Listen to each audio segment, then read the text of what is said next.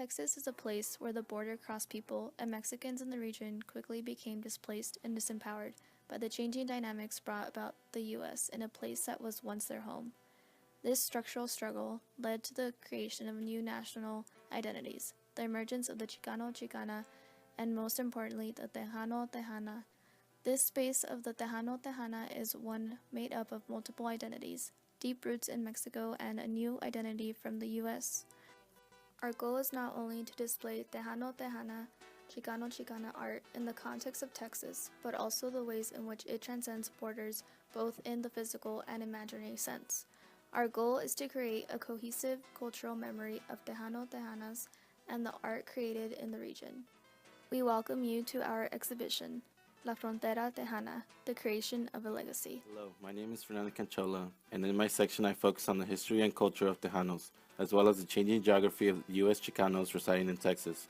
I begin by briefly exploring how Tejanos had to decide whether to fight for the independence with Texas Anglos or side with General Antonio Lopez de Santa Anna during the Battle of the Alamo.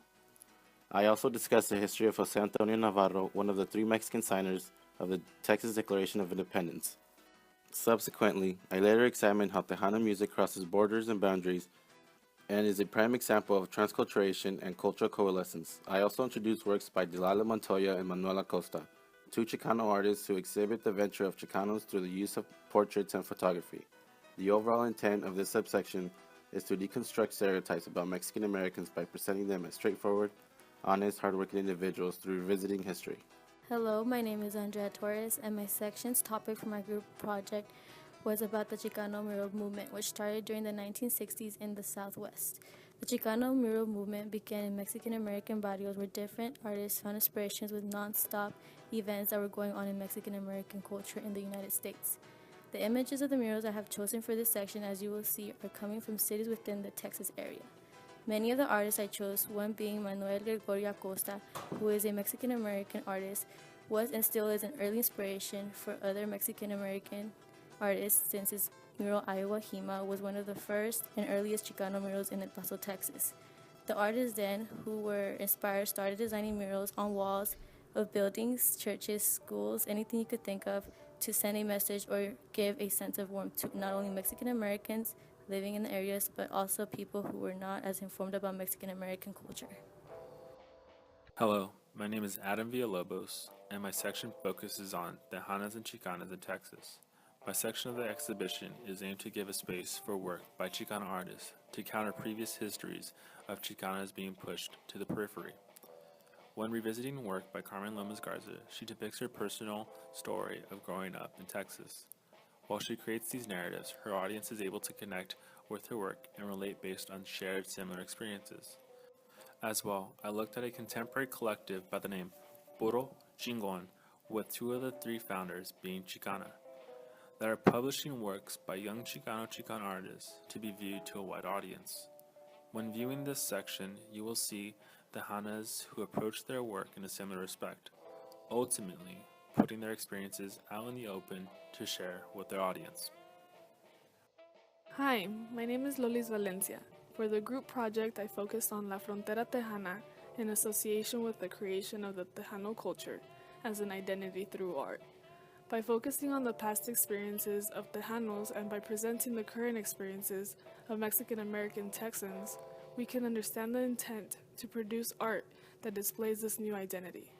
One of the most prominent influences for the works of art that I chose came from Gloria Anzaldua's Borderlands, La Frontera, The New Mestiza.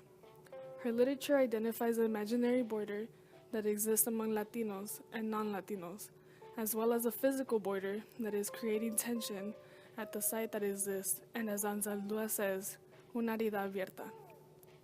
The images that I have included invoke the Tejano identity and the struggles associated with the creation of the Tejano culture.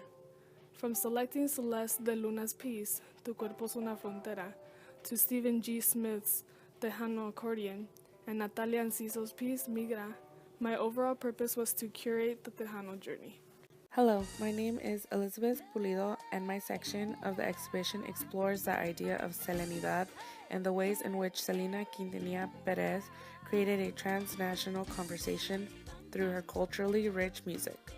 Her music and the pieces by the artists that I've chosen to display go through the ideas of the third space, created by the Frontera in Texas.